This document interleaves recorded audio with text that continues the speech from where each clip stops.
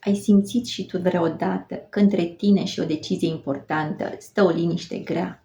Un fel de pauză în care nu mai poți minți, evita sau amâna? Acea clipă de introspecție adâncă în care te întrebi: cât mai pot duce? Oare unde m-am pierdut? De ce mi-e atât de greu să plec, deși nu mai este bine? Și în acel moment apare un adevăr dureros.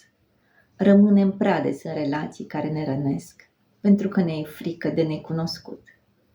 Poate și tu ai crescut cu ideea că o femeie trebuie să reziste, să încerce până la capăt, să nu renunțe. Poate ți s-a spus că nu e chiar așa de rău sau că altele o duc mai greu, dar tu știi adevărul. Când o relație îți stinge lumina din ochi, îți consumă energia și te face să te îndoiești de valoarea ta, atunci nu mai e despre iubire, e despre supraviețuire. Tu ce voce alegi să asculți azi? Teama care te ține pe loc sau curajul care te eliberează?